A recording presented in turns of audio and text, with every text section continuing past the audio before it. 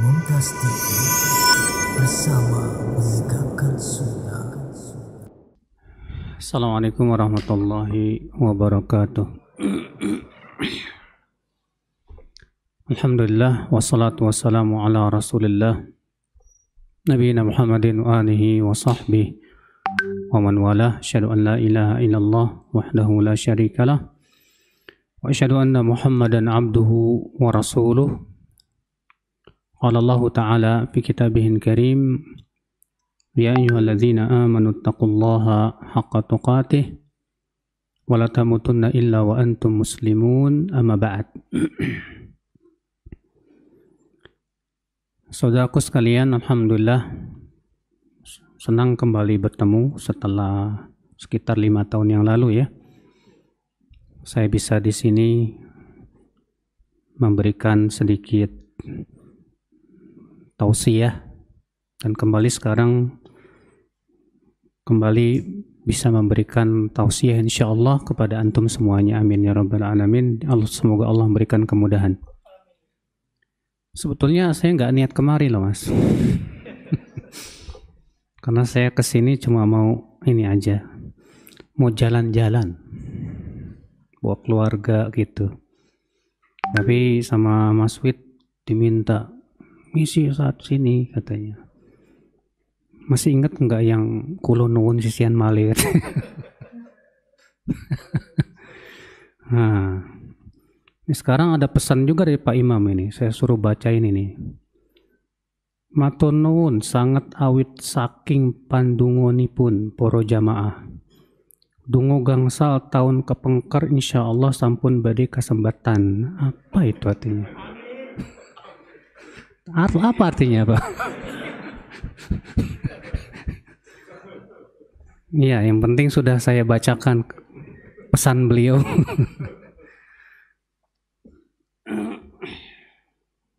Ada.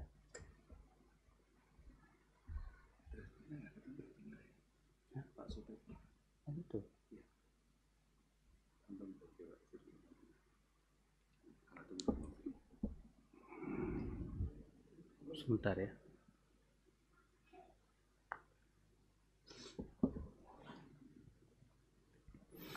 Tapi saudaraku sekalian, a'azani Allah wa iyyakum. Insyaallah pada pagi hari ini kita akan membahas tentang orang-orang yang disayangi oleh Allah Subhanahu wa taala.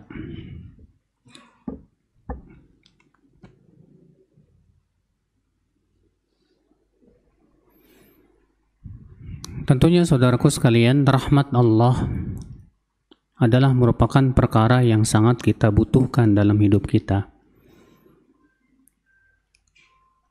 Karena kalau kita tidak diberikan oleh Allah rahmatnya, kita akan tersesat.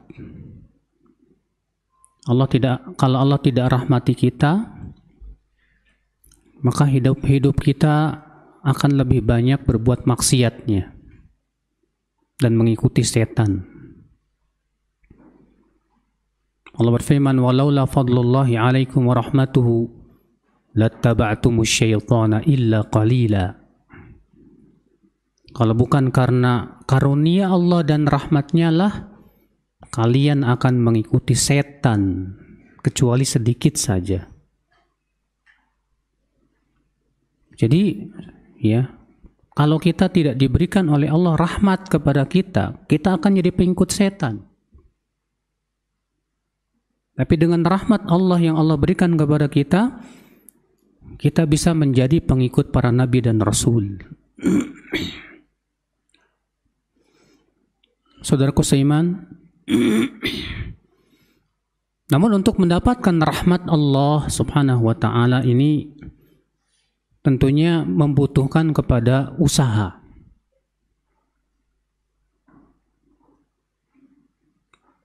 Jangan sampai kita menjadi orang-orang yang tidak peduli apakah kita akan mendapatkan rahmat Allah atau tidak. Akibat karena kita selalu mengikuti hawa nafsu, saudaraku. Lalu apa saja amalan yang bisa menyebabkan mendatangkan rahmat Allah Subhanahu wa taala?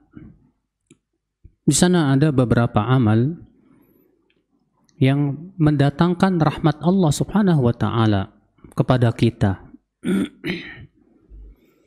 Apa saja? Yang pertama, yaitu senantiasa kita mempelajari Al-Quran, mendengarkan Al-Quran, mentadaburi Al-Quran, memperhatikan Al-Quran. Ketika dibacakan ayat-ayat Allah kepada kita, kita berusaha untuk mencernanya, memahaminya. Sehingga saudaraku sekalian, siapapun yang mempelajari Al-Quran, Allah rahmati dia. Dalilnya mana? Firman surat Al-A'raf. Firman Allah Subhanahu wa taala dalam surat Al-A'raf. Allah berfirman, "Wa idza quri'al Qur'anu fastami'u lahu wa ansitu la'allakum turhamun." Apabila dibacakan Al-Quran. Surat Al-A'raf ayat 204 kalau nggak salah ya. Coba antum merujuk lagi. Apabila dibacakan Al-Quran, maka dengarkan dan diam agar kalian dirahmati oleh Allah Subhanahu wa taala. Ini adab. Kalau kita mendengarkan orang baca Al-Quran, kalau kita mendengarkan murattal misalnya, adabnya apa, Pak? Dengarkan, diam, perhatikan, pahami. Jangan kita ngobrol. Terkadang ketika dibacakan ayat-ayat Al-Quran atau kita setel ya murattal, kita malah ngobrol sama teman kita, Pak. Atau kita sibuk dengan hal-hal yang lain. Makanya kalau kita nyetel murattal itu, Pak, ya kita berarti harus siap untuk mendengar dan diam supaya dapat rahmat Allah Subhanahu wa taala. Ya. Kata Syekh Abdurrahman As-Sa'di, berarti orang yang tidak mendengar dan diam saat dibacakan Al-Quran, dia tidak mendapatkan rahmat. Dia tidak mendapatkan apa? Rahmat Allah Subhanahu wa taala. Jadi gimana dong Ustaz? Saya pengen ngobrol sama teman saya. Sementara ini ada murattal, kecilin murattalnya, Pak, atau matiin. Ya.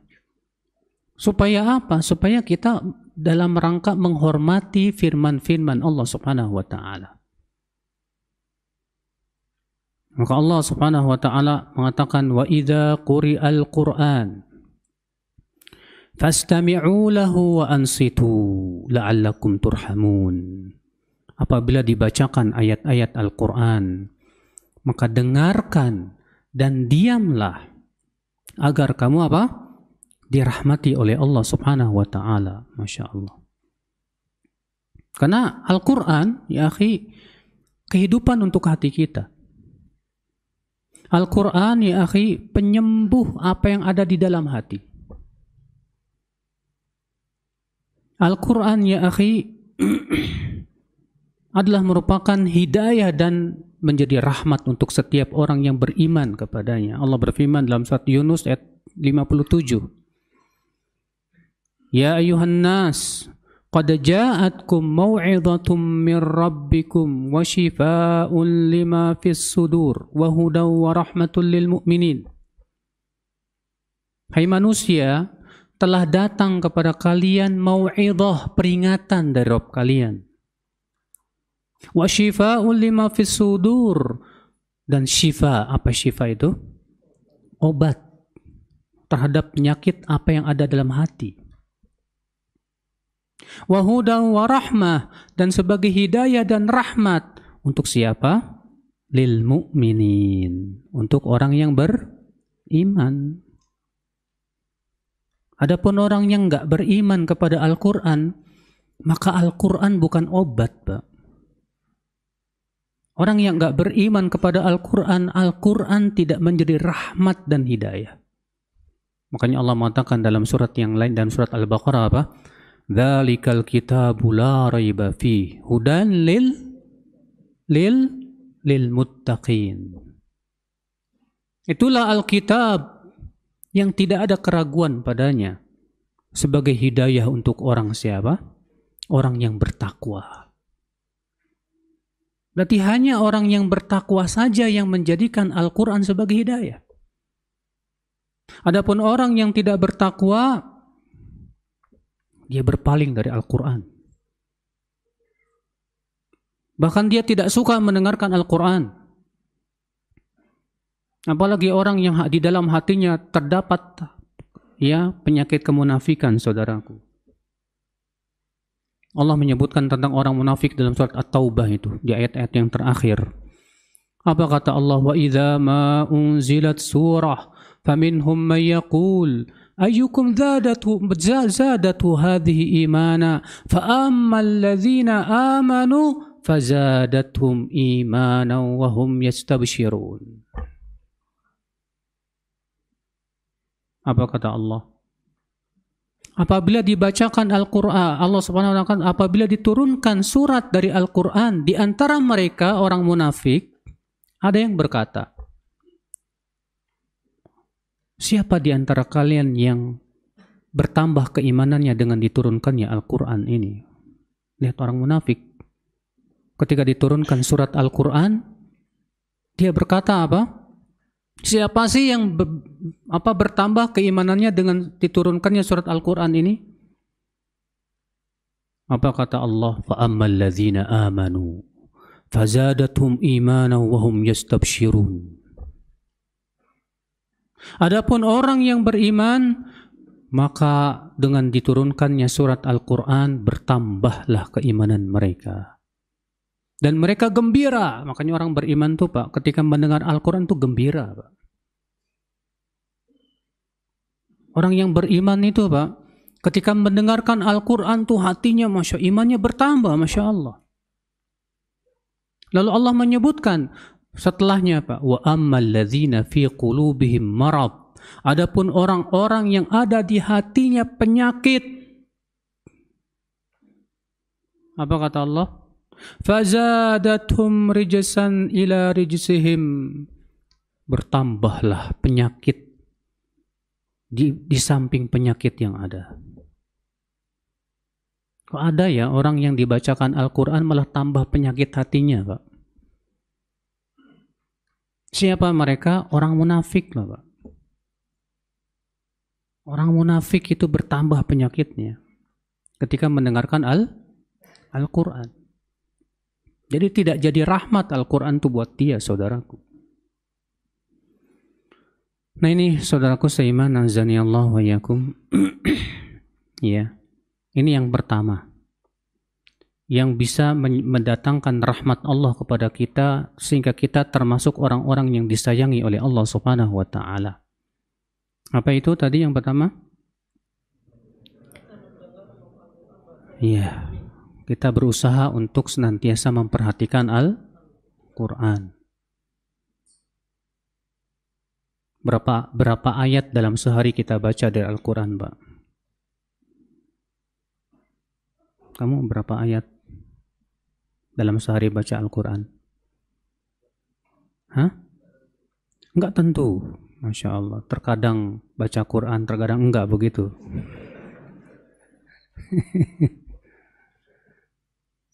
Ya, Rasulullah SAW menganjurkan kita untuk setiap hari baca Quran. Bahkan Rasulullah mengatakan apa? Man qara'a fi lailah mi'at ayah. Siapa yang membaca dalam satu malam 100 ayat, ya, kutiba lahu ka'annaha qama lailah kullaha. Dituliskan untuknya seakan-akan ia sholat semalam suntuk, bayangkan. Satu malam 100 ayat. Lama nggak baca 100 ayat itu? Tidak. 100 ayat tuh paling nggak sampai 15 menit. 30 menit, Pak. Surat An-Naba berapa ayat? Ditambah surat An-Nazi'at berapa ayat? Surat An-Naba dan An-Nazi'at kalau ditambah udah lebih dari 100 ayat loh Pak. Iya kan? Kalau 100 ayatnya Al-Baqarah ya Pak, betul. Kalau 100 ayatnya Al-Baqarah bisa setengah jam. Ya. Kalau kita baca secara tartil. Bayangkan ya, keutamaan besar, Masya Allah. Bapak sholat tahajud, dalam sholat malam Bapak baca Al-Quran. 100 ayat satu malam itu pahalanya sama dengan sholat semalam suntuk. Allahu Akbar. Makanya jangan lupa, kita hari-hari kita jangan kosong dari baca Al-Quran. Dan kalau bisa baca Qurannya jangan diketahui siapapun, Mbak. Kenapa? Karena amal itu semakin tersembunyi, semakin besar pahalanya di sisi Allah. Imam Ahmad bin Hanbal setiap seminggu beliau khatam Quran. Istrinya tidak tahu. Sampai-sampai istrinya aja tidak tahu. Masya Allah. Saking Imam Ahmad menyembunyikan amalan solehnya. Makanya salafus soleh, mereka orang-orang yang sangat semangat menyembunyikan amal solehnya seperti semangatnya menyembunyikan kesalahan dan aib mereka sendiri. Salafus soleh seperti itu, nggak kayak kita. Baca Quran, update status. Apalagi kalau suara kita indah nih, Masya Allah. Jadi imam disiarin deh. Ya akhi, kita katakan, saya tidak menuduh kamu riya. Cuma masalahnya siapa yang bisa jamin loh kamu bisa ikhlas loh. Sementara ikhlas itu kata para ulama berat loh. Sufyan Ats-Tsauri aja berkata, ma'alatu syai'an asyadda minan niyyah. Tidak ada yang paling berat bagi saya dari meluruskan niat. Ini imam besar loh, Pak. Apalagi kita. Nah ini saudaraku sekalian, ini yang pertama yang hendaknya kita perhatikan. Ya. Kemudian yang kedua, yaitu berbuat ihsan dalam segala sesuatu.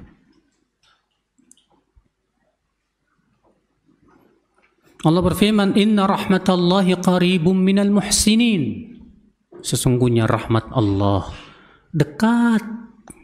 Dekat kepada siapa? Dekat kepada orang-orang yang berbuat ihsan. Dekat kepada orang-orang yang berbuat apa?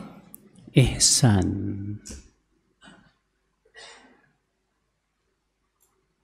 Apa itu ihsan? Rasulullah SAW menafsirkan apa makna ihsan dalam hadis Umar bin Khattab yang panjang, saudaraku.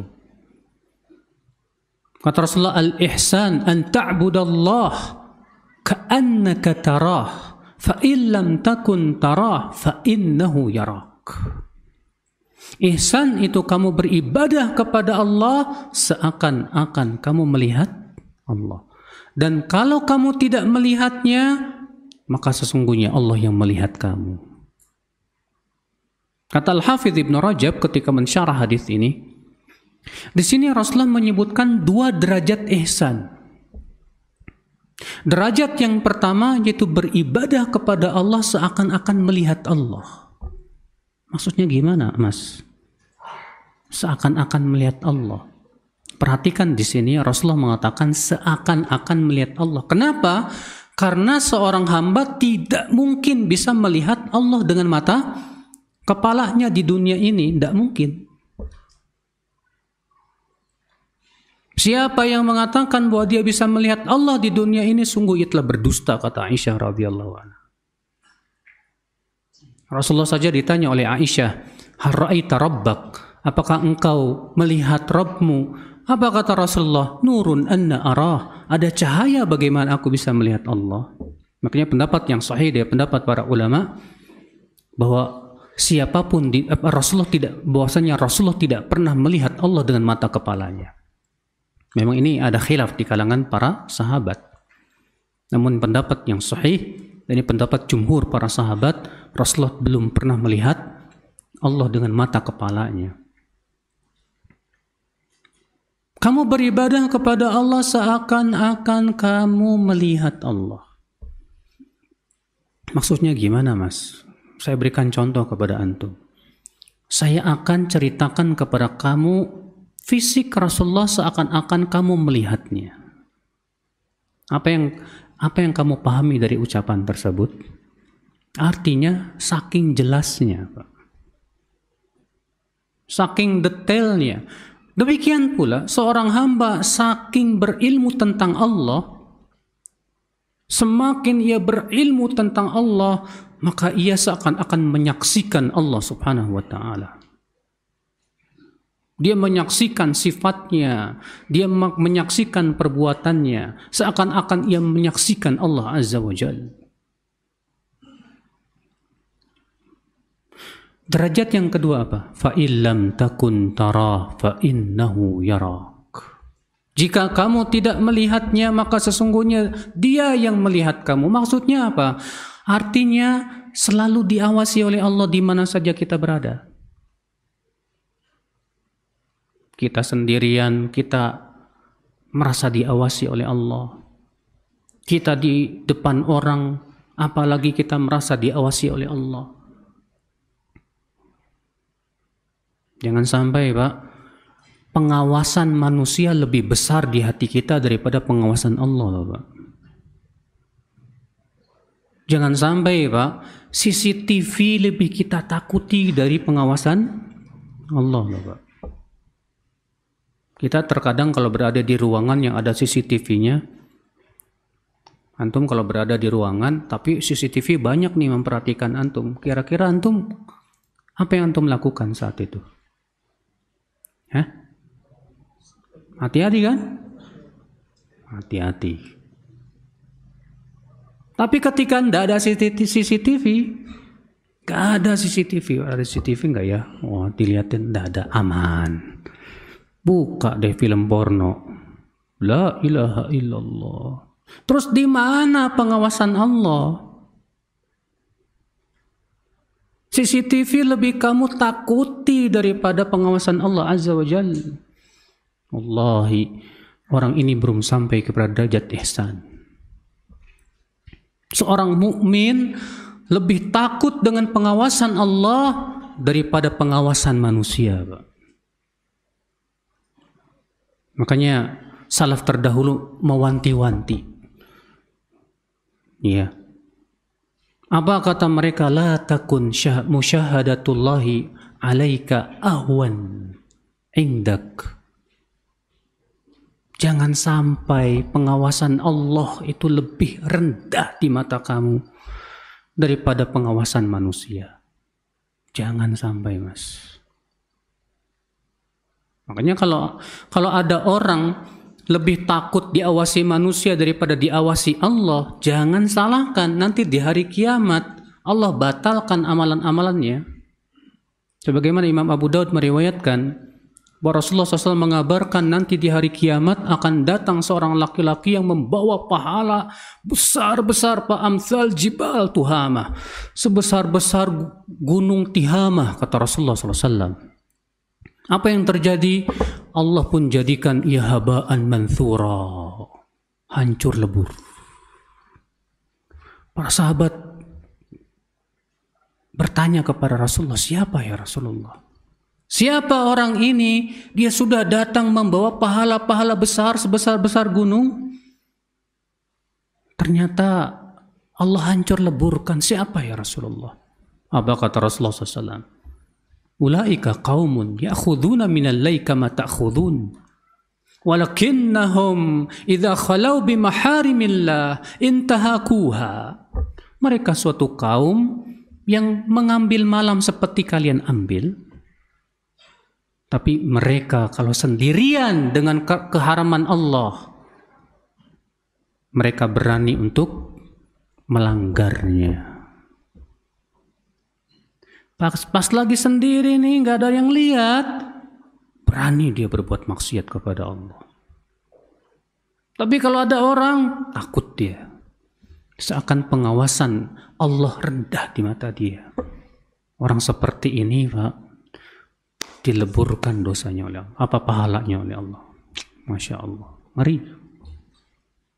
Makanya seorang mukmin itu lebih takut kepada Allah. daripada kepada CCTV. Kalaupun tidak ada CCTV, tetap tidak berbuat maksiat.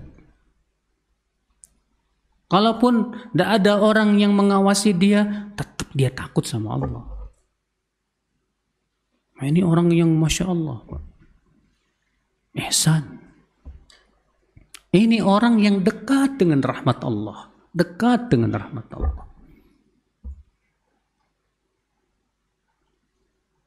Ada seorang pemuda datang kepada seseorang ulama di zaman dulu.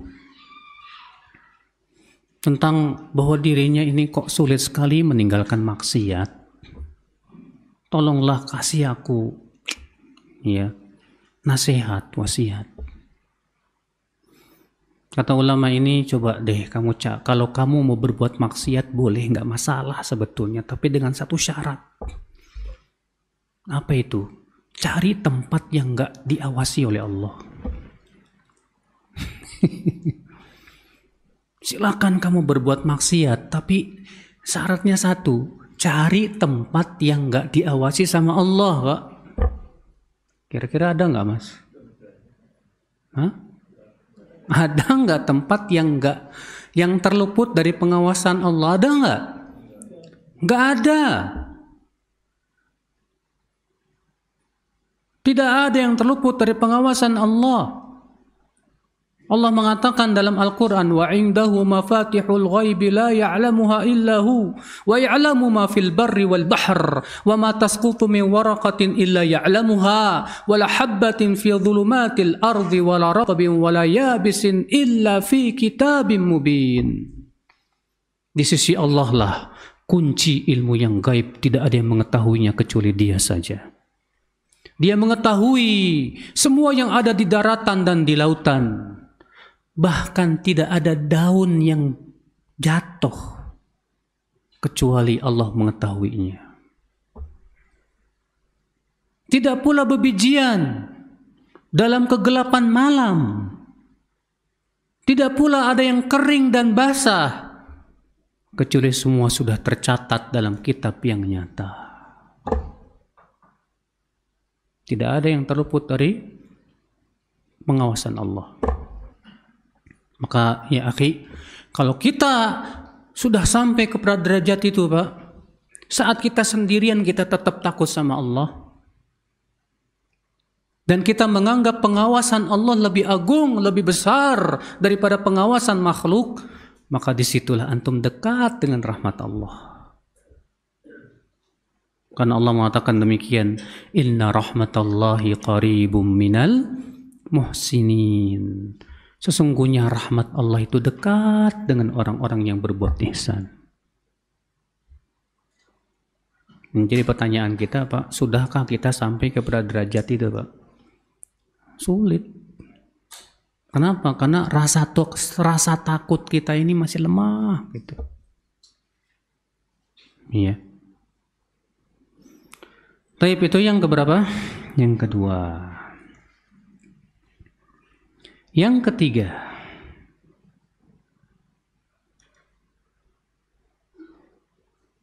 yang menyebabkan datangnya rahmat Allah kepada kita,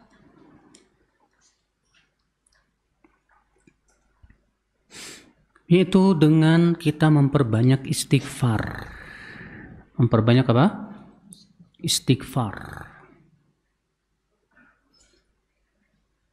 Allah Ta'ala berfirman, laula tastaghfirunallaha la'allakum turhamun. Tidakkah kalian mau istighfar kepada Allah agar kalian dirahmati oleh Allah? Laula tastaghfirunallah. Tidakkah kalian mau istighfar sama Allah? Mau nggak istighfar? Hah? Allah mengetuk hati-hati kita semua nih. Mau nggak kalian istighfar? Kalau kamu mau istighfar, Allah rahmati kamu. Tapi kalau kamu nggak mau istighfar, jangan salahkan kalau Allah datangkan azabnya kepada kamu. Pilih mana, Pak? Pilih dirahmati Allah atau pilih diazab Allah, Pak? Iya. Yang milih diazab hanya orang kafir, Pak. Antum tahu doanya orang musyrikin Quraisy? Rabbana anzil alaina hijaratan minas sama. Wahai Rabb kami, silahkan kau turunkan pada kami batu dari langit. Nantang loh, Pak. Nantang. Iya. Saking gak berimannya kepada Allah Subhanahu wa taala. Orang beriman ketika diketuk pintu hatinya oleh Allah, terketuk dia. Allah mengetuk pintu hati kita. Laula tastaghfirunallah. Tidakkah kalian mau memohon ampun kepada Allah?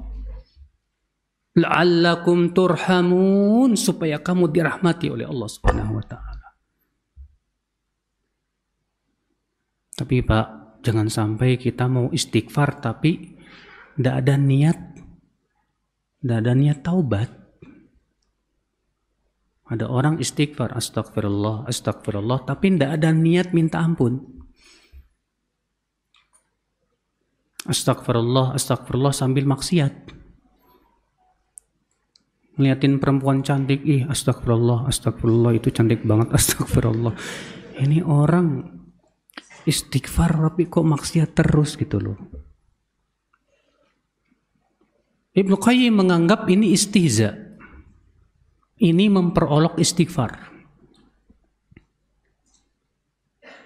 Yang disebut dengan istighfar yang butuh istighfar. Istighfar yang butuh apa? Istighfar. Jadi kalau kita istighfar, ikuti dengan hati kita. Kita minta ampun kepada Allah. Kalau kita istighfar, kalau kita ingin dapat rahmat oleh Allah, maka kita banyak istighfar, Pak. Astagfirullah wa atubu ilaih. Antum tahu Rasulullah SAW dalam sehari berapa kali istighfar? Ada yang bilang 100. Ada pendapat lain? Hah?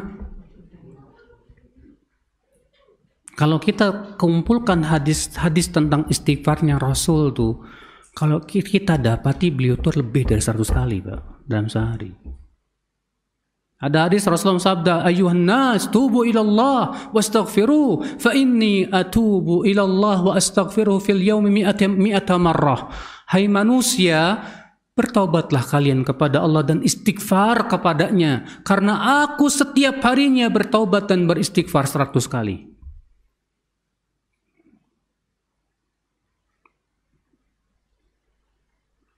Disebutkan dalam hadis Rasulullah SAW apabila telah selesai salat duha mengucapkan Rabbik firli wa tub alayya innaka antat tawwabur rahim 100 kali. Dihasankan oleh Syekh Albani rahimahullah. Disebutkan dalam hadis Ibnu Umar. Ibnu Umar berkata, aku menghitung dalam majelisnya Rasulullah, dalam satu majelisnya Rasulullah, beliau mengucapkan Rabbik firli wa tub alayya innaka antat tawwabur rahim 100 kali. Berarti kalau kita perhatikan istighfarnya Rasulullah banyak banget, Mas. Padahal Rasulullah SAW sudah dijamin masuk surga nggak ya? Nah, sudah dijamin masuk surga. Kita siapa yang jamin? Hah? Siapa yang jamin kita masuk surga, Pak? Mertua nggak bisa jamin, Pak. Kakek kita nggak bisa jamin, Pak. Surga bukan milik orang nenek moyang kita, Pak. Kita yang nggak punya jaminan, seharusnya lebih banyak lagi istighfar, saudaraku. Dan subhanallah ya akhul Islam ya, orang yang banyak istighfar itu diberikan oleh Allah keuntungan di dunia dan akhirat loh, Mas. Apa keuntungannya di dunia loh, Pak? Yang pertama, keuntungannya di dunia membuka pintu-pintu rezeki. Membuka apa? Pintu-pintu rezeki loh, Mas. Makanya Nabi Nuh berkata kepada kaumnya, ya, istaghfiru rabbakum innahu kana ghaffara. Hai kaumku, mohon ampunlah kalian, istighfar kalian kepada Rabb kalian. Sesungguhnya Rabb kalian itu Maha Pengampun. Yursilis samaa'a 'alaikum midrara. Niscaya Rabb kalian akan mengirimkan air hujan yang lebat. Wa yumdidukum bi amwali wa banin, dan Allah akan berikan kepada kalian harta dan anak-anak.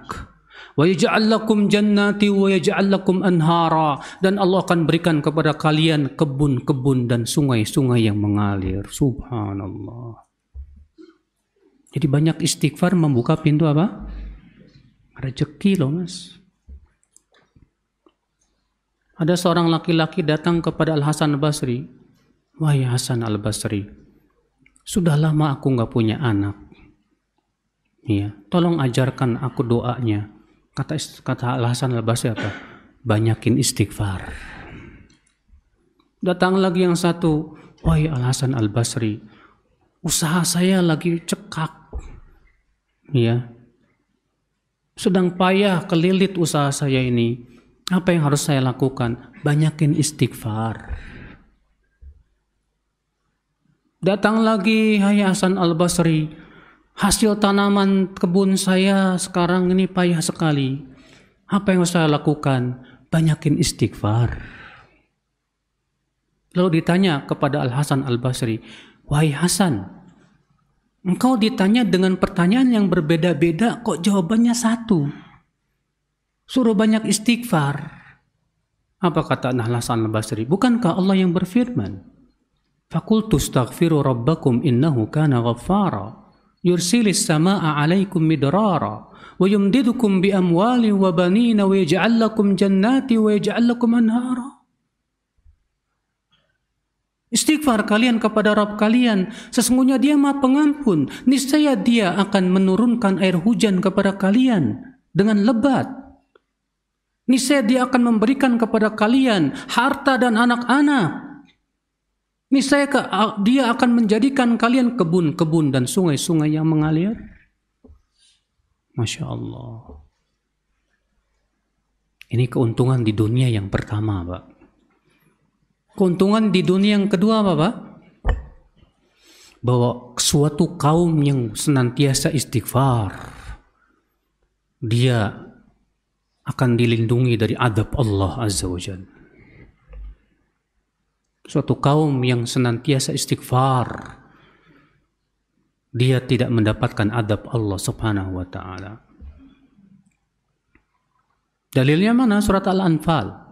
Allah mengatakan, "Wa ma kana Allahu mu'adzibahum wa hum yastaghfirun." Allah tidak akan mengadab mereka selama mereka masih istighfar. Allah tidak akan mengadab mereka selama mereka masih apa? Masih apa, Pak? Istighfar. Berarti kalau suatu kaum sudah tidak istighfar lagi, itu artinya mereka sudah menghalalkan azab Allah atas mereka.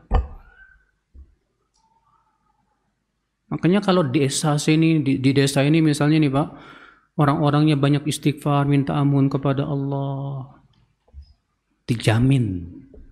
Allah yang menjamin, Pak.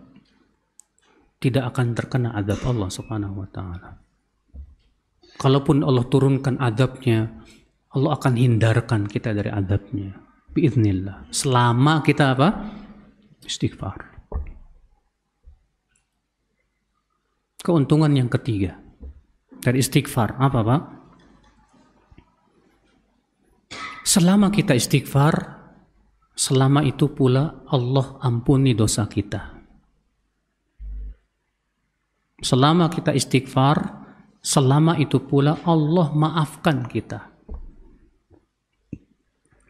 Dalilnya mana? Hadis yang dikeluarkan Imam At-Tirmidzi, bahwa Imam At-Tirmidzi rahimahullah meriwayatkan hadis Rasulullah SAW bersabda dalam hadis qudsi, Allah Ta'ala berfirman, "Ya ibna Adam, law balaghat dhunubuka anana as-sama, thumma astaghfartani, ghafartu lak." Kalaulah dosa kamu memenuhi awang-awang di langit, kemudian kamu minta ampun kepadaku, aku ampuni dosamu.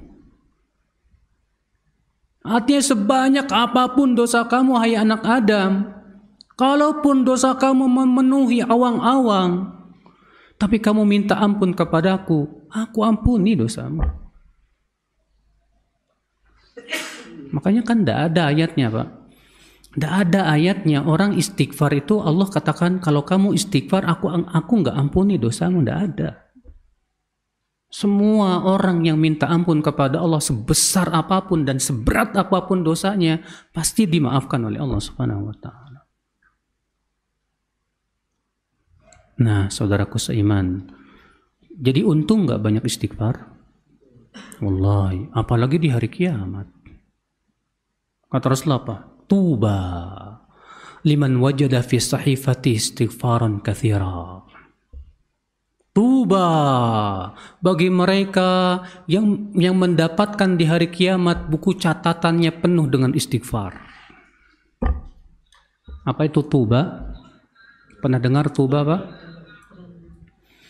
Kata Rasulullah, tuba syajaratun fil jannah.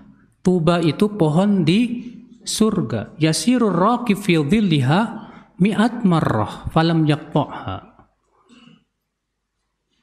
Ada orang yang berjalan di bawah naungan pohon tersebut 100 tahun tapi tetap aja belum selesai juga. Saking besarnya itu pohon tuba di mana? Di dalam surga.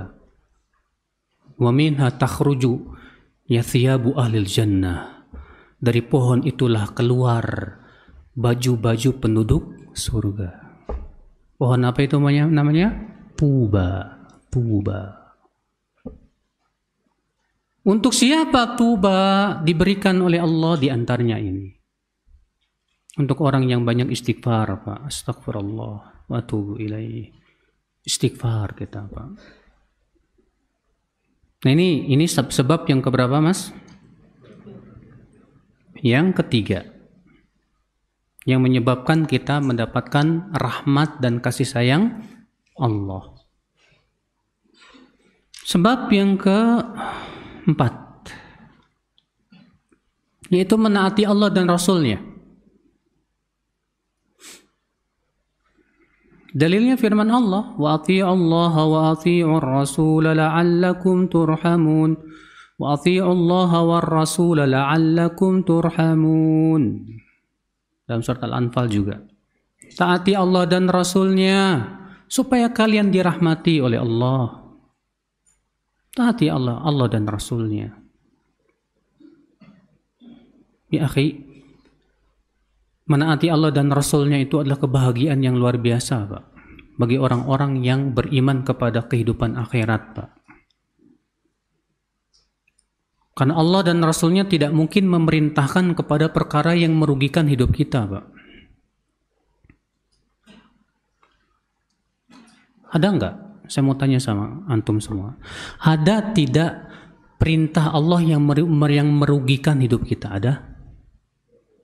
Tolong sebutkan. Ada enggak perintah Allah yang merugikan hidup kita? Ada? Ada dong. Ada enggak? Ada kerugian dikit tapi keuntungannya lebih banyak. Contoh, Allah nyuruh kita sholat. Iya. Berarti kalau kita sholat kita mengorbankan waktu enggak, Pak? Iya. Kita rugi waktu dikit. Tapi manfaatnya buat hidup kita luar biasa tidak, Pak? Iya. Dengan sholat Allah jauhkan kita dari perbuatan keji dan mungkar. Dengan sholat Allah berikan cahaya kepada kita.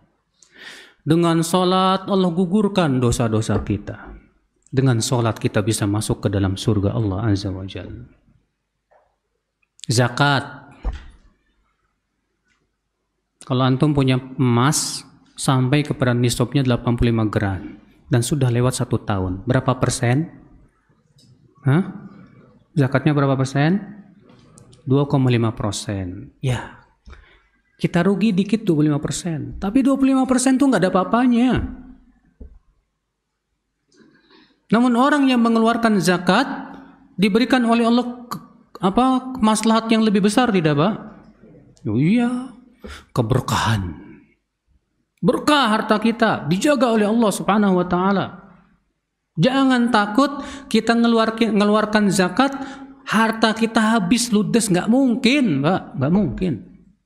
Rasulullah SAW mengatakan begitu. Wala tunqisu shadaqatun min mal. Sedekah tidak akan mengurangi harta. Tidak. Makanya jangan takut untuk mengeluarkan zakat. Jangan takut.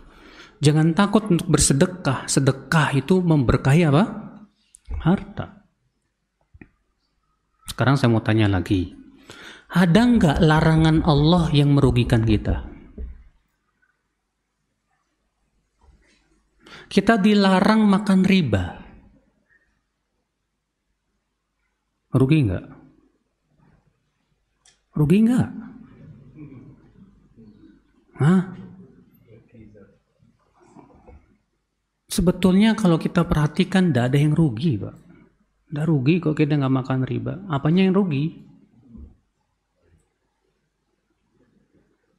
Kalau kita nggak makan riba, bangkrut. Enggak. Allah menyuruh kita meninggalkan zina. Rugi enggak? Hah? Apa yang rugi? Enggak rugi. Yang halal ada kok. Tidaklah Allah mengharamkan sesuatu kecuali biasanya Allah berikan gantinya yang lebih baik. Yang halal. Allah mengharamkan zina. Allah menghalalkan menikah. Allah mengharamkan riba. Allah menghalalkan jual beli. Allah mengatakan wa ahallallahu al-bai'a wa harrama riba. Allah menghalalkan jual beli dan Allah mengharamkan riba. Allah mengharamkan segala macam keharaman. Allah berikan yang lainnya yang lebih baik, yang halal untuk kita. Tapi kok aneh ya? Kenapa yang haram itu lebih mengasyikkan, Pak? Sampai banyak orang demi mendapatkan yang haram, demi mendapatkan keharaman, mereka rela loh Pak berkorban loh Pak. Ada yang pengen nonton video porno, berkorban dia untuk beli, mengeluarkan duit. Padahal kalau kita pikir-pikir, masuk surga itu gratis. Sholat nggak dimintai bayaran kok. Puasa nggak dimintai bayaran kok. Maka taati Allah, taati Rasul. Itulah yang menjadi jalan kita dirahmati oleh Allah Subhanahu wa taala. Taati Allah, taati Rasul.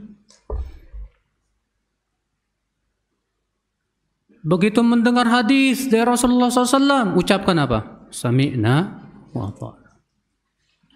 Jangan kayak orang Yahudi. Orang Yahudi mengatakan apa? Sami'na wa asayna.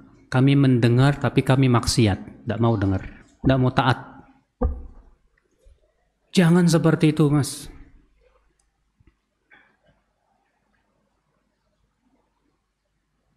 Saya mau tanya, siap nggak kita menaati Allah dan Rasulnya? Siap? Benar. Siap ya siap. Tapi terkadang kita masih mikir-mikir loh Mas, untuk menaati Allah dan Rasulnya. Terkadang kalau itu menguntungkan kita, ya siap. Tapi kalau tidak menguntungkan kita, ya di sini banyak yang nggak siap Pak. Ya, saya mendengar ada seorang berkata begini Pak. Wah, sekarang kalau usaha kita benar-benar harus bersih dari yang haram, susah kita usaha katanya. Kalau pengen kaya di zaman sekarang itu ya harus ngelanggarlah dikit-dikit yang haram. Saya heran Pak, ajib. Sampai ngomong seperti itu gitu loh Pak. Ada lagi yang berkata begini, ya, ini agama kok berat banget sih, dikit-dikit haram gitu loh. Pacaran haram, musik haram, riba haram, ini haram, itu haram. Apa sih? Ngapain sih? Kita katakan, ya akhi, coba kamu gunakan akal pikiran kamu. Jangan kamu gunakan syahwat kamu untuk berpikir kamu itu. Siapapun yang berpikir dengan syahwatnya, dia akan memandang agama kita berat. Perintah Allah berat, larangan Allah berat. Tapi siapapun yang berpikir dengan akalnya, dia akan memandang perintah Allah itu mudah. Larangan Allah pun mudah, dan itu untung untuk hidup kita.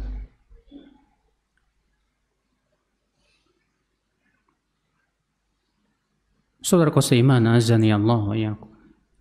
Makanya kan Islam itu untuk orang yang berakal, enggak, Pak? Ya. Adapun orang yang gila tidak bisa menerima Islam. Adapun orang yang tidak berakal tidak bisa memikirkan dan menerima Islam, tidak bisa. Maka jadilah kita hamba-hamba Allah yang memikirkan tentang semua perintah dan larangan Allah. Kenapa sih Allah perintahkan saya sholat? Coba antum merenungkan deh. Kenapa saya katakan demikian, Pak? Supaya kita bisa menaati Allah dan Rasulnya. Setiap ada perintah Allah, kita cermati baik-baik. Kenapa Allah menyuruh saya sholat? Kenapa Allah menyuruh saya zakat? Apa keistimewaan dan kelebihan sholat, zakat, dan yang lainnya? Disitulah kita akan apa? Semakin bertambah keimanan kita. Nah, saudaraku seiman, azani Allah wa yakum. Jadi ini yang keberapa, Mas? Yang keempat. Orang-orang yang dirahmati oleh Allah, yaitu yang menaati Allah dan Rasulnya. Namun tentunya, Pak, terkadang ada perkara-perkara yang akal kita sulit untuk menjangkaunya. Dan itu memang murni ujian buat kita, Pak. Ali bin Abi Thalib radhiyallahu anhu berkata, "Lau kana dinu birra'yi," kalaulah agama kita ini berdasarkan ra'yu, lakana asfalal khuf aula bil mashi min a'lah. Maka seharusnya bagian bawah khuf lebih berhak diusap dibandingkan bagian apa? Atasnya. Tapi kok aku melihat Rasulullah SAW marah mengusap bagian apa? Atas khuf. Nah, terkadang ada masalah-masalah agama yang kita sulit mencernanya. Nah, di sini kewajiban kita apa? Udah, tunduk aja, patuh saja. Yakini bahwa semua perintah Allah maslahat, Pak. Saya pernah ketemu seorang ikhwan ya. Saya bilang, "Akhi, kenapa celana kamu kok melebihi mata kaki?" Karena ada sunnahnya dari Rasulullah SAW. Ya, Rasulullah bersabda apa? Ma asfala minal ka'baini minal izari fafin nar. Apa-apa yang lebih rendah dari mata kaki, ya, dari izar itu apa? Sarung atau yang sejenisnya, maka tempatnya di neraka. Apa kata dia? Saya belum bisa mencerna dengan akal saya. Apa bahayanya kalau celana saya melebihi mata kaki? Lah terus gara-gara itu kamu nggak mau beramal? Ya saya belum masuk di akal saya. Apa bahayanya celana saya, kain saja saya melebihi mata kaki? Apa bahayanya? La ilaha illallah.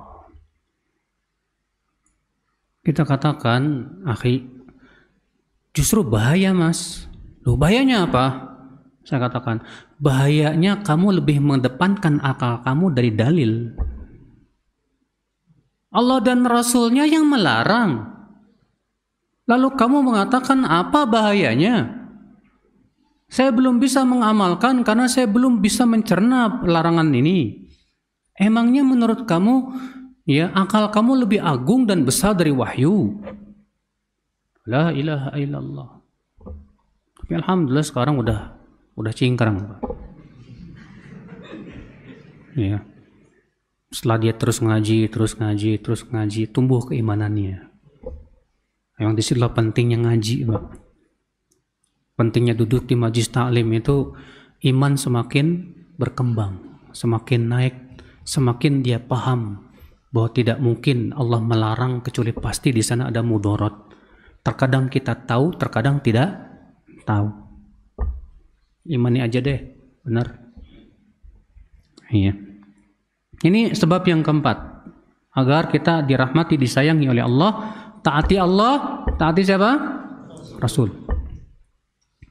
Siapa yang lebih kita taati, Pak? Allah dan Rasulnya atau ulama? Allah dan Rasulnya atau ulama? Ulama termasuk yang diperintahkan oleh Allah enggak untuk ditaati? Iya. Karena ulama termasuk dalam golongan ulil amri. Allah berfirman, "Ya ayyuhalladzina amanu athi'u Allah wa athi'ur rasul wa ulil amri."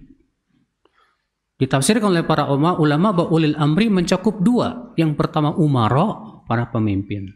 Yang kedua ulama. Bahkan ulama harus lebih ditaati daripada umara. Artinya umara wajib menaati ulama. Nah sekarang kalau bertabrakan ulama, bertabrakan dengan apa? Dalil. Mana yang kita dahulukan? Tentu dalil. Kalau antum mendahulukan ulama, berarti antum sudah mengambil tandingan selain Allah. Allah mengatakan dalam surat dalam Al-Quran, ittakhadhu ahbarahum wa rubanahum arbaban min dunillahi wal masih ibn Maryam. Mereka menjadikan tandingan untuk Allah. Mereka menjadikan ulama-ulama mereka, pendeta-pendeta mereka sebagai tandingan selain Allah. Lalu kemudian Adi bin Hatim berkata kepada Rasulullah, "Ya Rasulullah, saya dulu waktu masih Nasrani, kami tidak pernah beribadah kepada ulama, tidak pernah." Apa kata Rasulullah? Bukankah kalian ketika pendeta-pendeta kalian mengharamkan apa yang Allah haramkan, kalian ikut-ikutan mengharamkannya? Dan ketika pendeta kalian menghalalkan apa yang Allah haramkan, kalian ikut menghalalkannya? Benar. Apa kata Rasulullah? Itulah ibadah kalian kepada pendeta kalian. Berarti kalau antum lebih ngikutin ulama daripada Allah dan Rasulnya, itu artinya antum sedang beribadah kepada ulama. Antum sudah menjadikan tandingan selain Allah. Hati-hati mas. Ini kalau bertabrakan antara dalil dengan pendapat ulama. Adapun ulamanya itu sendiri mungkin niat dia tidak menentang Allah dan Rasulnya, enggak. Tapi bisa jadi belum sampai kepada beliau apa? Dalil tersebut bisa jadi. Maka kita berikan uzur kepada ulama tersebut. Karena orang yang sudah berijtihad kemudian salah, dia dapat berapa? 1 pahala. Tapi kalau sudah jelas kepada kita dalil dari Allah dan Rasulnya yang bertabrakan dengan pendapat ulama itu, kewajiban kita dahulukan Allah dan Rasulnya. Allah yang mengatakan demikian dalam surat Al-Hujurat ayat 1. Ya ayyuhalladzina amanu la tuqaddimu baina yadayillahi wa rasulih. Hai orang-orang yang beriman, jangan dahului Allah dan Rasulnya. Tapi ingat juga loh, ketika antum memahami dalil dari Al-Quran dan hadis juga, tetap jangan lepas dari bimbingan ulama lagi. Kalau seluruh ulama sepakat, terus antum menyelisihi ijma ulama, yang salah antum atau ulama? Ya antum, kita yang disalahkan. Tapi kalau para ulama berbeda pendapat, nah disinilah kita mengikuti mana yang lebih kuat dalilnya dari Al-Quran dan hadis Nabi Sallallahu Alaihi Wasallam. Sehingga dalam seperti itu kita sudah menaati perintah Allah dan Rasulnya. Saudaraku seiman, azani Allah wa iyyakum. Ini dia menaati Allah dan Rasul. Usahakan Pak, dalam setiap perkara sekecil apapun kita harus sesuai dengan Allah dan Rasulnya Pak. Dalam cara nyisir, kalau bisa kita sesuai dengan perintah Allah dan Rasulnya. Dalam cara makan, pakaian, cara melihat, ya kita ngikutin Allah dan Rasulnya. Sampai kata seorang ulama, ini istata'ata alla tuharrik yadaka illa bis sunnah faf'al. Kalau kamu mampu, kamu tidak menggerakkan tanganmu kecuali berdasarkan sunnah, lakukan. Masya Allah. Subhanallah. Nah, di sini saudaraku, orang yang disayangi oleh Allah yang keempat adalah yaitu menaati Allah dan Rasul. Yang kelima, siapa orang yang dirahmati oleh Allah Subhanahu wa taala? Yaitu orang yang memberikan kemudahan kepada orang lain. Orang yang memberikan kemudahan kepada orang lain. Dalam jual beli, dia memberikan kemudahan. Dalam menagih hutang, dia memberi kemudahan. Rasulullah bersabda apa dalam hadis yang sahih? Rahimallahu 'abdan samhan idza ba'a, samhan idza ishtara, samhan idza iqtada. Semoga Allah merahmati seorang hamba yang mudah ketika menjual, mudah ketika membeli, mudah ketika dia menagih hutang. Mudah ketika menjual maksudnya gimana? Gak ngambil keuntungan sampai berpuluh-puluh kali lipat, Pak. Gak menyusahkan orang ketika menjual. Karena kan sebagian orang ya pengen yang dia pikirkan gimana saya dapat keuntungan apa? Besar. Ya. Kecuali kalau memang uruf atau kebiasaan di masyarakat di situ memang harganya suka segitu, Pak. Iya. Tapi jangan sampai akhwal Islam menyusahkan orang ketika kita menjual. Dan jangan sampai menyusahkan orang ketika kita membeli. Kata Rasulullah, semoga Allah merahmati orang yang mudah ketika membeli. Gimana mudah dalam membeli? Gak nawar sampai nyekik.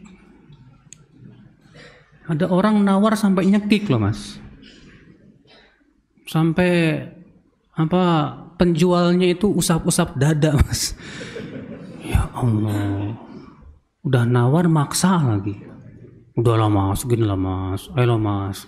Gak boleh gitu. Salafus soleh di antara mereka bahkan ada yang gak mau nawar. Saking mengamalkan hadis ini, Pak. Kalau beli gak mau nawar. Saking mengamalkannya hadis ini. Kalau kita, Pak, kebalik. Kalau belanja di mall nggak ada tawar-menawar. Kalau belanja di pasar orang susah ditawar setawar-tawarnya. Kasihan itu orang. Sudah dari gunung jalan Pak bawa itu ditawar pula, dicekik pula sama antum. La ilaha illallah. Mas antum masuk ke mall nggak ada tawar. Pernah nggak belanja di mall antum tawar? Nggak ada kan? Padahal itu untungannya besar sekali. Ya akhi, berikan kemudahan.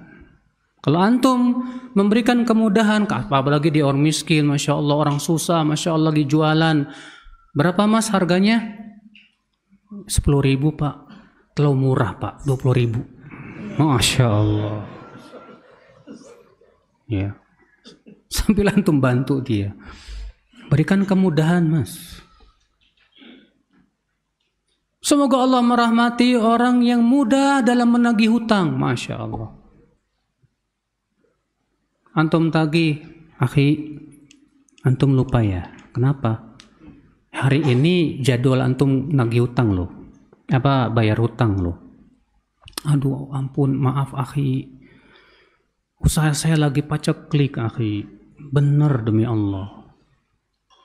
Iya, usaha dagang saya susah sekarang ini. Jadi saya belum bisa bayar, akhi. Oh gitu, ya nggak apa-apa lah. Ya, saya tangguhkan 3 bulan lagi nggak masalah. Atau saya tangguhkan sampai dagang kamu bagus lagi.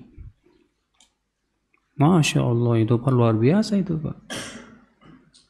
Ya, sebutkan dalam hadis bahwa orang yang menghutangkan saudaranya sesama muslim pahalanya sama dengan setengah sedekah. Hatta yahillul ajal, sampai datang waktu pembayaran. Ketika datang waktu pembayaran kemudian dia undurkan, maka setiap harinya dapat sekali sedekah. Sampai datang waktu pembayaran kembali. Ketika waktu pembayaran datang lagi lalu ia undurkan lagi, maka setiap harinya 2 kali sedekah pahalanya. Masya Allah. Udah gak masalah. Ya gampang kok. Pokoknya kamu, usaha kamu sudah bagus lagi baru bayar utang gak apa-apa. Tapi Mas, kalau antum tahu teman antum orangnya seneng ngutang tapi nggak seneng bayar, nah ini, yang ini nih jangan antum kasih kemudahan, kasihan dosa buat dia. Sebab hutang itu akan dibayar dengan pahala, kasihan. Mas, hutangnya mana? Aduh, belum bisa bayar ini. Kemarin baru beli motor. Kok sekarang bilang nggak bisa bayar utang? Iyalah nanti akhi. Maaf akhi. Afwan akhi. Ini banyak loh Mas. Ya, ikhwan yang manajemen AA nih Pak. Afwan akhi. Kamu kan semanhat sama saya, akhi. Antum kan enggak, kita beda manhaj. Lu kok beda manhaj? Ya, manhaj Rasul itu bayar utang tepat waktu. Lah ente enggak mau bayar utang tepat waktu, itu enggak ngikutin manhaj Rasul, beda manhaj kita. Kata Rasulullah, mutlul ghaniyyi dzulmun. Menunda-nunda pembayaran hutang padahal dia mampu membayarnya itu termasuk kezoliman, kata Rasulullah. Masuk zolim tuh. Nah saudaraku, jadi orang yang disayangi oleh Allah diantaranya orang yang memberikan kemudahan kepada orang lain. Berikan kemudahan. Iya. Ketika kita jualan, kasih kemudahan kepada orang lain. Ketika kita membeli, kasih kemudahan kepada penjual. Jangan disusahkan. Dalam kita bermuamalah, selalu memberikan kemudahan kepada orang lain. Makanya Rasul sabda apa? Yassiru wala tu'assiru. Berikan kemudahan. Jangan beri kesusahan buat orang lain. Jangan. Rasulullah juga bersabda, innama bu'ithtum muyassirin walam tub'atsu mu'assirin. Kalian itu tidak diutus untuk memberi kesulitan. Kalian tuh diutus untuk memberikan kemudahan. Mudahkan akhi. Iya. Nah ini saudaraku ya. Ini enggak berapa? Orang yang dirahmati oleh Allah. Di sini zuhur jam berapa, Mas? 11.55. Taib. Jadi ini ya orang yang dirahmati oleh Allah Subhanahu wa taala. Yang keenam,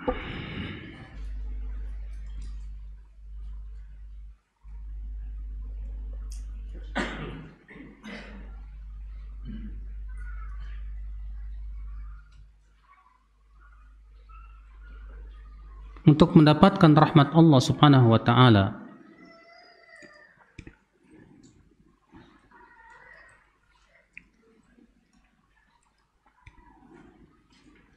yaitu yang disebutkan dalam surat Al-Baqarah ayat 218. Innal ladzina amanu wal ladzina hajaru wa jahadu fi sabilillahi ulaika yarjuna rahmatallah.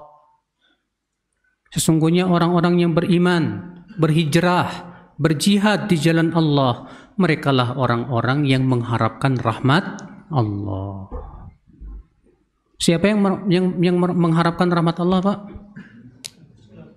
Allah mengatakan yang mengharapkan rahmat Allah itu orang yang beriman, berhijrah, dan berjihad di jalan Allah. Beriman. Dan iman tidak mungkin lurus tanpa ilmu. Antum beriman kepada Allah tapi antum nggak tahu ilmunya, saya jamin antum tersesat. Karena orang musyrikin Quraisy pun juga beriman kepada Allah. Orang musyrikin Quraisy ketika ditanya, siapa yang menciptakan langit dan bumi? Mereka jawab apa? Allah. Tapi mereka beriman kepada Allah tanpa ilmu. Sehingga mereka pun mempersekutukan Allah, berbuat syirik. Innalladzina amanu, yang kedua apa? Wahajaru, hijrah. Dan hakikat hijrah itu apa Pak? Kata Rasulullah, al-muhajiru man hajara ma nahallahu an. Hakikat orang yang hijrah itu adalah yang meninggalkan larangan-larangan Allah. Hakikat hijrah itu yang meninggalkan larangan-larangan Allah.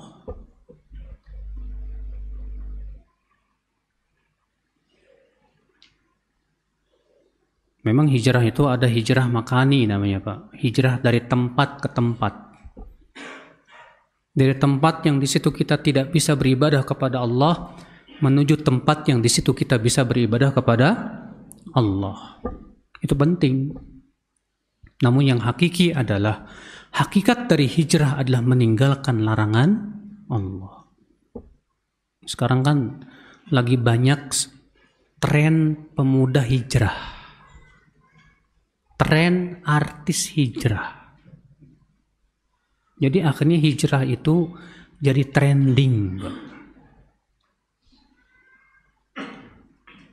Dan banyak orang yang menganggap kalau hijrah itu tandanya jenggoten di atas mata kaki, selesai.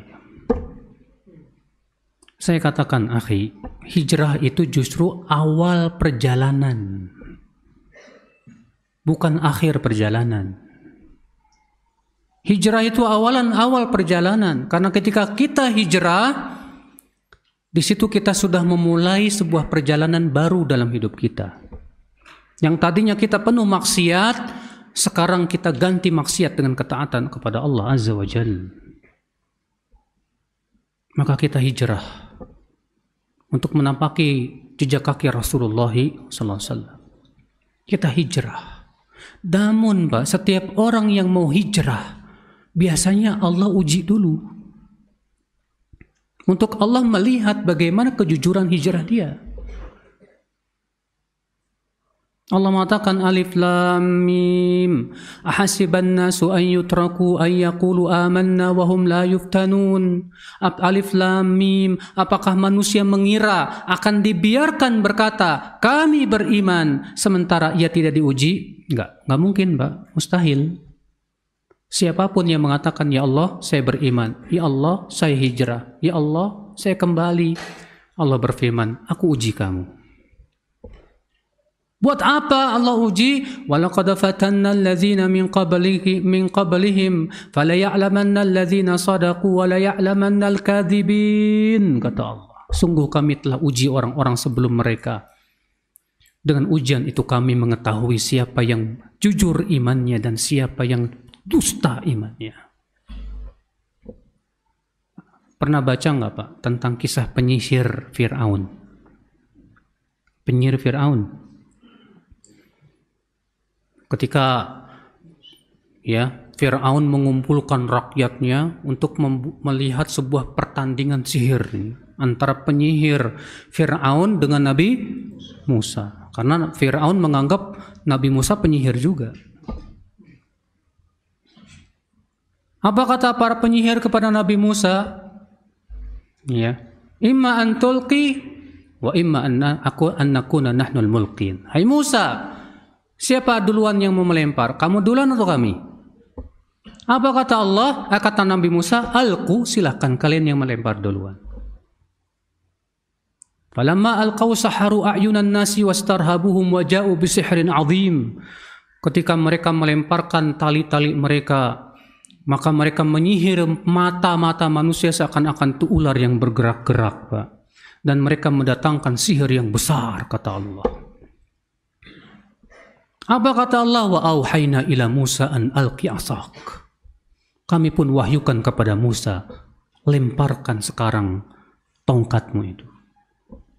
Fa idza hiya talqafu ma yafikun. Tiba-tiba berubah jadi ular dan memakan sihir-sihir mereka. Penyihir ketika melihat tongkat berubah jadi ular, enggak mungkin secara ilmu sihir ya ini sihir, nggak mungkin. Ini bukan sihir, karena ia berubah jadi ular beneran, bukan menyihir mata manusia. Fawaqa'al haqqu wa batala ma kanu ya'malun. Tampaklah disitulah kebenaran dan batilah perbuatan para penyihir itu. Ya. Ketika melihat kebenaran itu, penyihir pun sujudlah kepada Allah dan mengatakan, amanna bi Rabbi Musa wa Harun. Kami beriman kepada Rabbnya Musa dan Harun. Kami hijrah. Kami akan tinggalkan sihir. Beriman tuh Pak, para penyihir itu Pak. Tapi apa yang terjadi? Ketika mereka menyatakan keimanannya, mereka dihadapkan ujian berat sekali. Marah Fir'aun kepada para penyihir itu. Maka Pak Fir'aun mengumumkan, la uqatti'anna aydiyakum wa arjulakum min khilaf thumma la usallibannakum ajma'in. Aku akan potong tangan dan kaki kalian secara bersilang dan aku akan salib kalian. Tapi subhanallah, rupanya penyihir ini jujur imannya Pak. Ketika menghadapi ancaman Fir'aun begitu sangat berat, kaki tangan mereka mau diputuskan, mau disalib, mereka berkata, Rabbana afrigh alaina sabra. Ya Rabb, kokohkan kesabaran kami ya Rabb. Wa tawaffana muslimin, wafatkan aku dalam keadaan Islam. Wafatkan kami dalam keadaan Islam ya Rabb. Masya Allah. Baru mau hijrah, dapat apa? Ujian. Ada nggak di antara antum baru hijrah dapat ujian? Ada terkadang. Baru hijrah dikasih penyakit sama Allah. Penyakitnya berat lagi, kanker. Baru hijrah dikasih ujian, usahanya kolab. Baru hijrah dikasih ujian, Masya Allah. Memang demikian Pak. Walaupun ada juga ikhwan yang ketika dia hijrah, alhamdulillah masih diberikan oleh Allah kenikmatan. Iya. Nah ini saudaraku sekalian, beriman dan berhijrah. Maka setiap kita harus hijrah Pak. Dan hijrah itu jangan sebagian-sebagian lah Mas. Hijrah itu harus kafah, total. Total kita hijrah kepada Allah Subhanahu wa taala. Kemudian apa? Wajahadu fi sabilillah, berjihad di jalan Allah. Ya, dan jihad kata Ibnu Qayyim ada 4 tingkatan. Imam Ibnu Qayyim menyebutkan bahwa jihad ada berapa tingkat Mas? 4. Yang pertama jihadun nafs, berjihad melawan diri sendiri. Caranya gimana? Al-Hafidz Ibnu Hajar dalam kitab Fathul Bari menyebutkan bahwa berjihad melawan diri sendiri itu caranya dengan menuntut ilmu dan mengamalkan ilmu. Berjihad melawan diri sendiri dengan cara apa itu? Menuntut ilmu dan mengamalkan apa? Ilmu. Jadi antum datang ke majlis ta'lim termasuk jihad nggak Mas? Siapa yang mengatakan di antara antum bahwa menuntut ilmu tidak termasuk jihad? Acung. Kalau ada, saya bawakan perkataan Abu Darda, seorang sahabat. Man qala bi anna talabal ilmi laysa bi jihad fa fi aqli syai'. Wa fattahim fi aqli. Siapa yang mengatakan bahwa menuntut ilmu bukan jihad, maka tuduhlah akalnya, jangan-jangan ada sesuatunya itu. Menuntut ilmu jihad Mas. Bahkan jihad dengan ilmu harus lebih didahulukan daripada jihad dengan pedang dan panah. Jihad dengan ilmu lebih didahulukan daripada jihad dengan senjata Mas. Ya tidak? Nah, pertama-tama kali Rasulullah berdakwah, berjihad dengan jihad apa? Ilmu. Ketika Rasulullah berdakwah di Mekah, Allah turunkan firman-Nya apa? Fala tuti'il kafirina wajahidhum bihi jihadan kabira. Jangan kamu taati orang kafir itu dan jihadi mereka dengan Al-Quran, dengan jihad yang besar. Allah mengatakan berjihad dengan Al-Quran termasuk jihad yang besar. Berarti jihad dengan ilmu itu termasuk jihad yang besar. Menuntut ilmu, jihad yang besar. Menyampaikan ilmu, jihad yang besar. Bahkan Syekh Albani mengatakan jihad yang paling besar di zaman sekarang adalah menuntut ilmu dan mengamalkan ilmu serta menyebarkan ilmu. Jihad yang besar. Ini tingkatan yang pertama. Yang kedua, jihad melawan setan. Jihad melawan apa? Setan. Jihad melawan setan, bagaimana caranya? Kata Al-Hafidz Ibnu Hajar, itu bita'allumi turuqi syaitan wa khutuwatihi. Itu dengan mempelajari langkah-langkah setan untuk menggoda manusia. Pelajari langkah-langkah setan apa aja. Banyak, Mas. Baca oleh antum kitab Ighatsatul Lahafan min Masaidi Syaitan. Itu disebutkan oleh Ibnu Qayyim rahimahullah langkah-langkah setan. Ya, tebal tapi bukunya, Pak.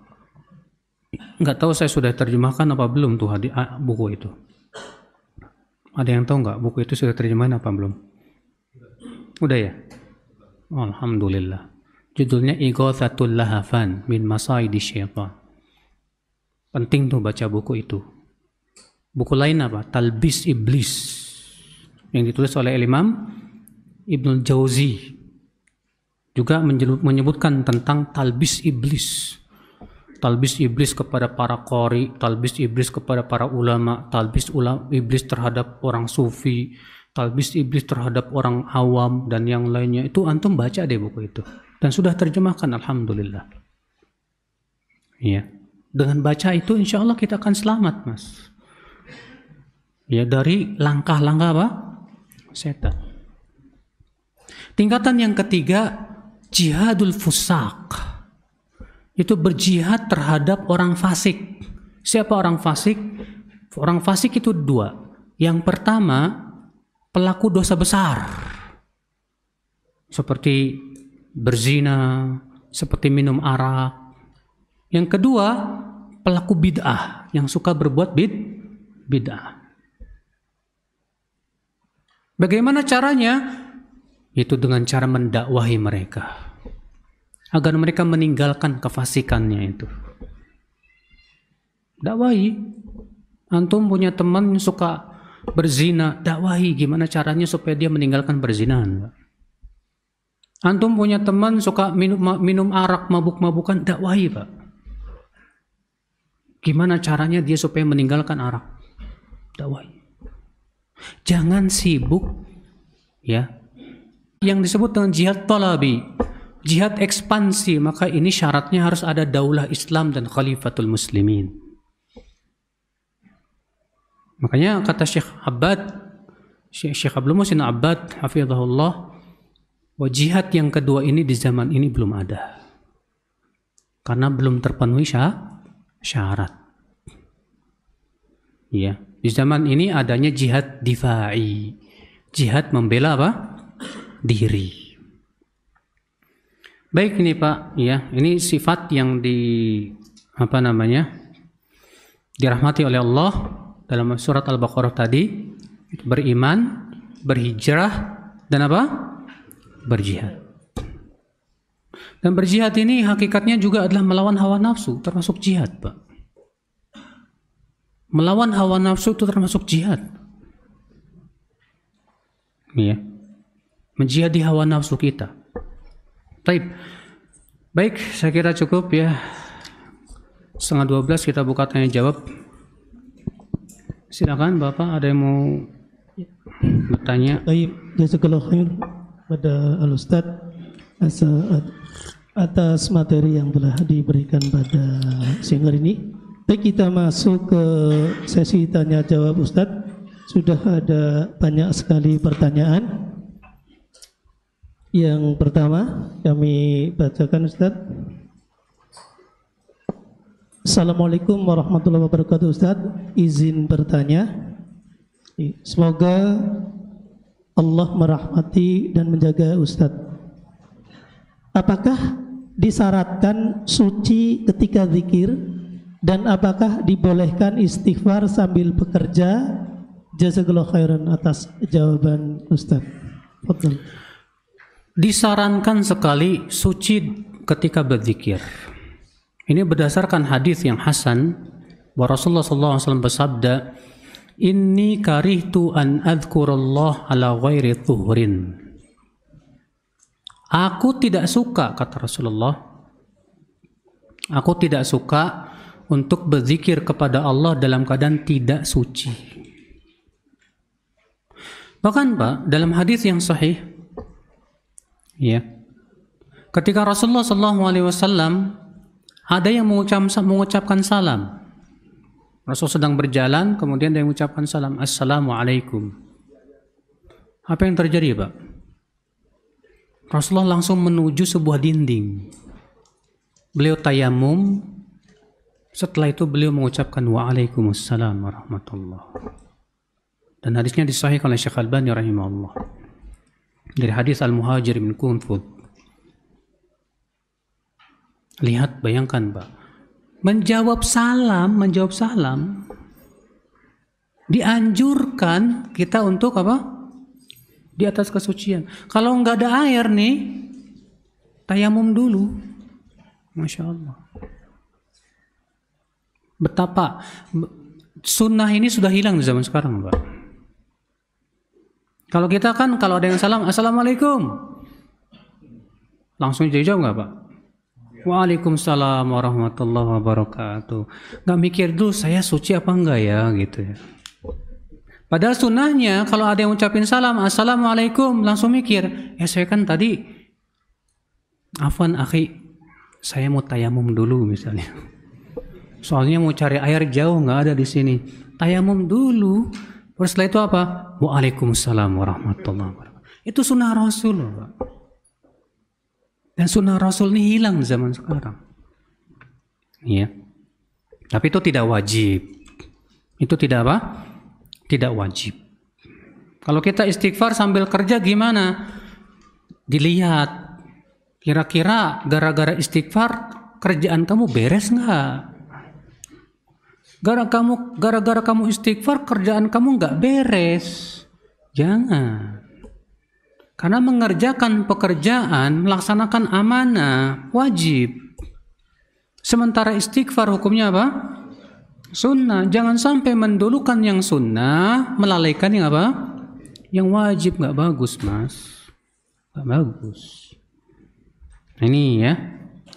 Jadi kita lihat, antum istighfar sambil bekerja, kira-kira ganggu nggak kerjaan kamu? Bahaya. Ya.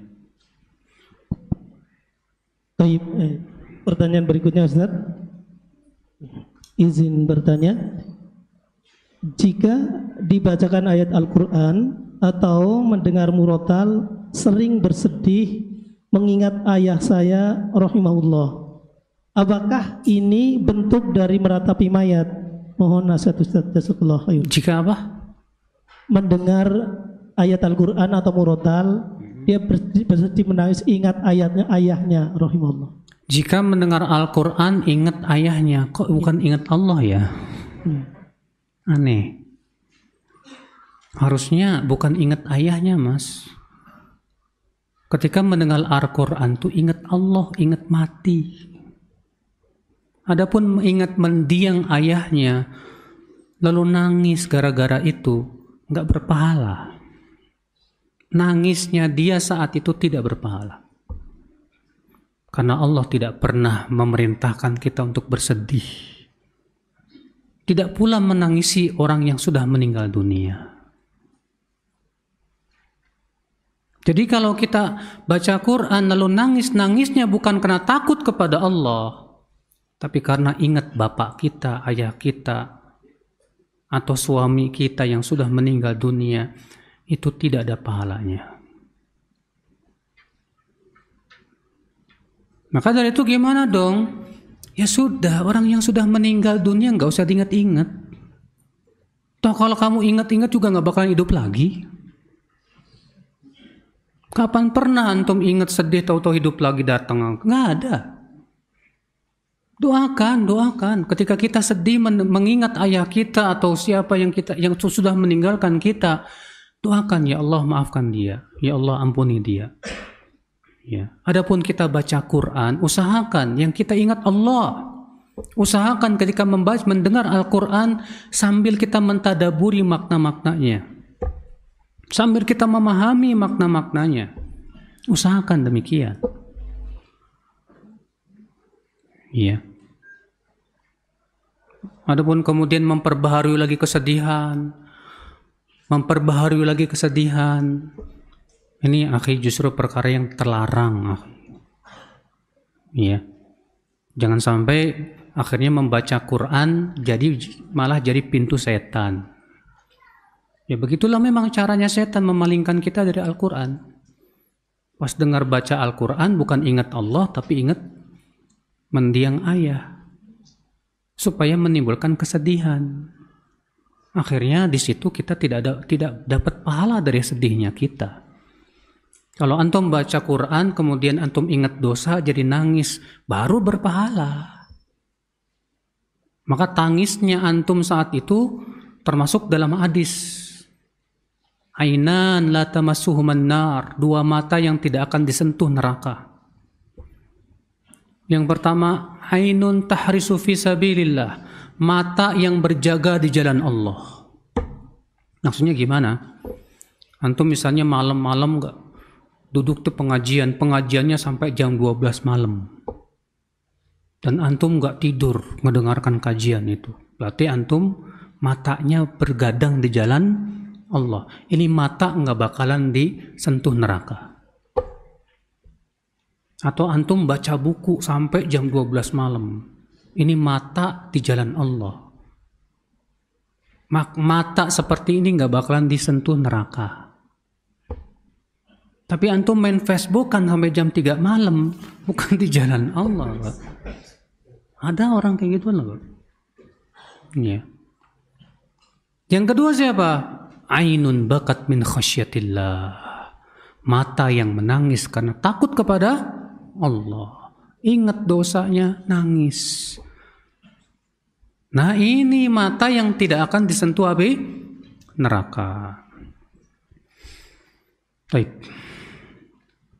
Jazakallah Ustaz. Ya, ada pertanyaan berikutnya. Izin bertanya Ustaz. Assalamualaikum Ustaz. Assalamualaikum warahmatullahi wabarakatuh. Kenapa orang-orang munafik ketika dibacakan Al-Quran malah bertambah penyakitnya? Mohon dijelaskan Ustaz. Kan tadi sudah dibacakan ayatnya Mas. Surat Al-Taubah itu Pak. Orang munafik itu kalau dibacakan Al-Quran semakin bertambah apa? Allah mengatakan apa tadi? Wa idza ma unzilat suratun faminhum may yaqulu ayyukum zadatu hadhi imana fa ammal ladzina amanu fazadatum imana wa hum yastabshirun wa ammal ladzina fi qulubihim maradun fazadathum rijsan ila rijsihim wa matu wa hum kafirun. Ayatnya sudah saya bacakan tadi. Nah. Baik, jazakallah. Pertanyaan berikutnya Ustaz. Izin bertanya, apakah orang yang bermaksiat setelah berhijrah tanda dia tidak dirahmati oleh Allah? Kemudian kenapa keimanan orang yang baru berhijrah dan sudah lama berhijrah itu tidak sama? Orang yang berhijrah kemudian maksiat, apakah itu tanda hijrahnya nggak jujur? Pertanyaan saya tolong jawab. Siapa di antara kita setelah taubat setelah itu nggak berbuat dosa? Saya tantang antum. Setelah antum bertaubat hijrah, setelah itu antum nggak pernah berbuat dosa sekalipun juga. Ada? Tidak ada di dunia ini, Pak. Makanya seorang berkata kepada Al-Hasan Al-Basri, "Ya Abul Hasan, qaraftu dzamb, aku berbuat dosa. Fatubtu ila Allah, lalu aku taubat kepada Allah. Tsumma waqa'tu fi dzambil akhar, kemudian aku jatuh kepada dosa yang lain. Lalu aku taubat lagi kepada Allah. Lalu aku jatuh lagi kepada dosa yang lain. Lalu aku taubat lagi kepada Allah. Gimana itu ya Abul Hasan? Apa kata Imam Hasan Al-Basri, Pak? Dzaka khuluqul mu'min. Semua mukmin begitu.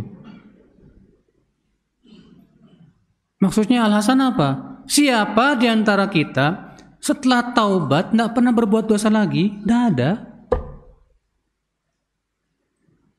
Yang kebangetan itu, Pak, kalau jatuh ke dosa yang sama berkali-kali. Jatuh kepada dosa yang sama berkali-kali. Jatuh lagi ke dosa yang sama. Jatuh lagi ke dosa yang sama. Ini berarti dia tidak mengambil peringatan, nggak mengambil pelajaran. Karena Rasulullah mengatakan apa? Mukmin la yuldagul mu'min fil juhri al-wahid marratain.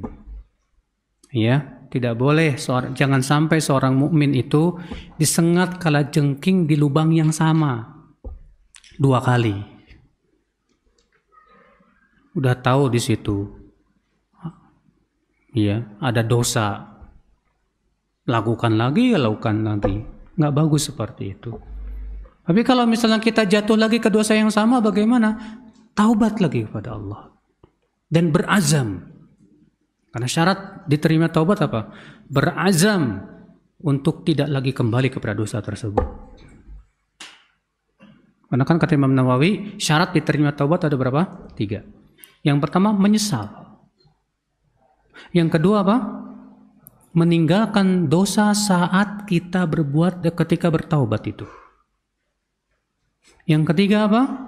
Berazam untuk tidak kembali lagi.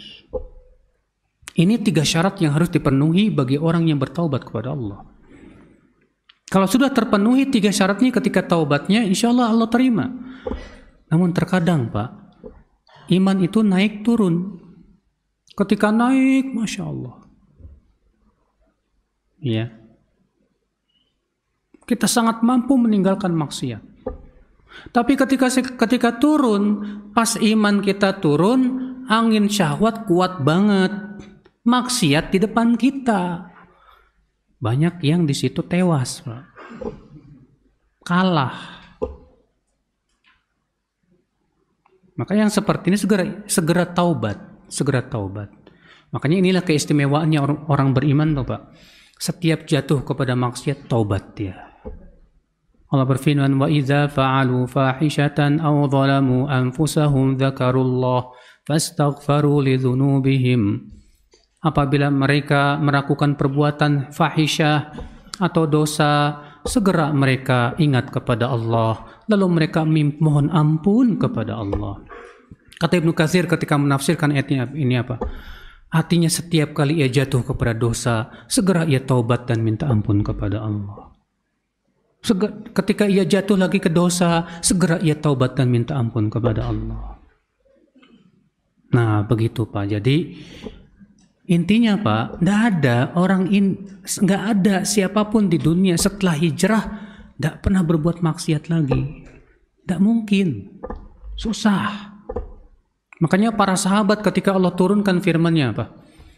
Alladzina amanu wa lam yalbisu imanahum bidzulmin ulaika lahumul amnu wa hum muhtadun.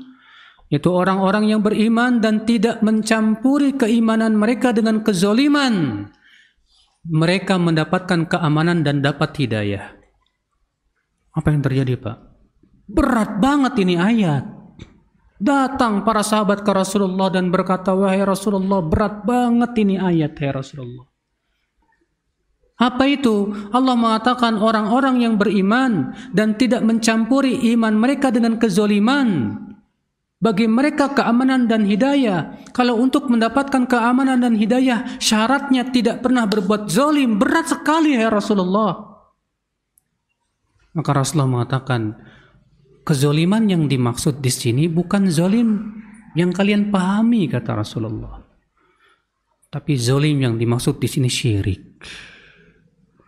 Zalim yang dimaksud di sini apa? Lihat para sahabat. Siapa yang lebih kuat imannya, kita atau para sahabat? Para sahabat. Ternyata ketika Allah turunkan ayat ini, mereka merasa berat.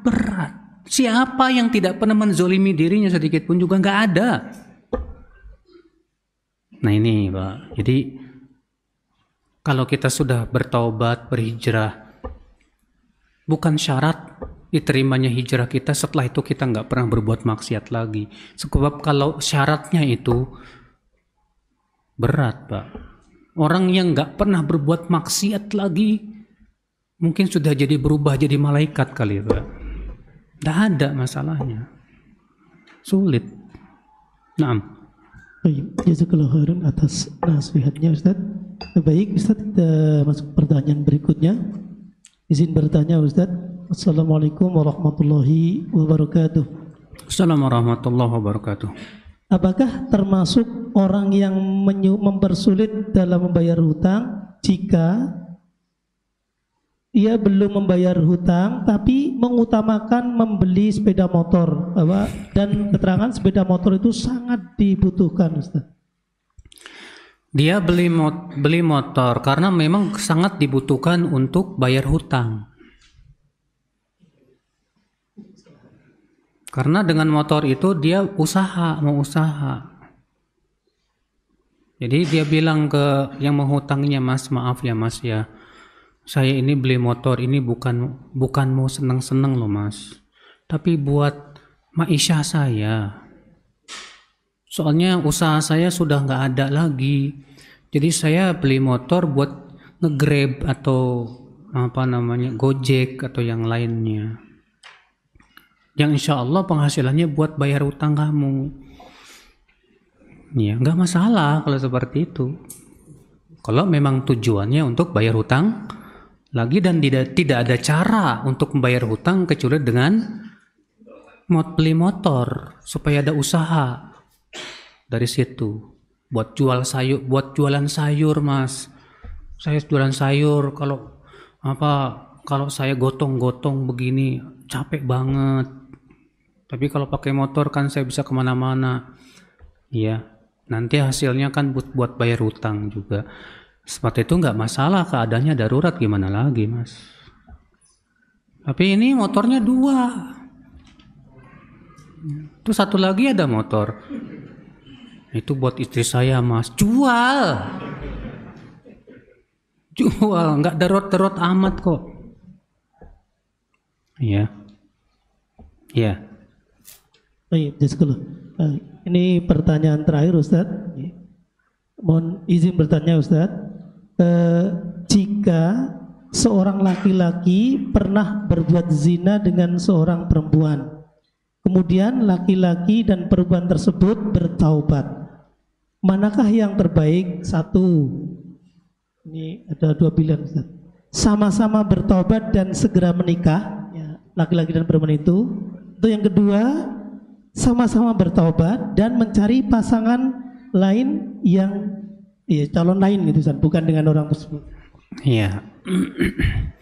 Pendapat jumhur ulama mengatakan boleh keduanya menikah dengan syarat pertama taubat, dan alhamdulillah sudah terpenuhi tadi. Yang kedua istibro, yaitu bersih rahimnya dari anak hasil zina itu.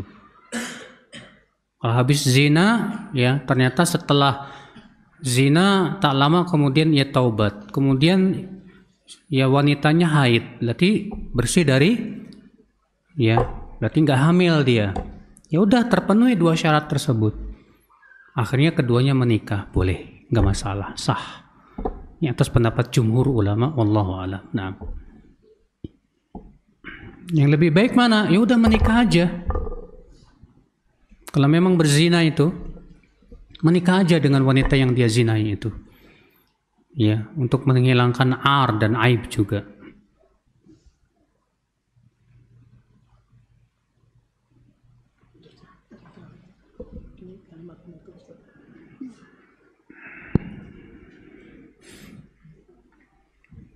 Iya. Saya tutup dengan kalimat bahasa Jawa juga ini. Cekap semanten atur kulo, mbok bilih wonten kiranging subosito. Tindak tanduk tuwin toto kerami, kulo nyuwun agunging samudro pangaksomo. Anak jadi wayang ini mas. Untung nggak ada tok gitu. Nggak tahu saya artinya apa. Ya, beliau selalu ya kalau saya kesini, Ustadz ini bacakan dulu pakai bahasa Jawa. Soalnya di sini orang Jawa semua.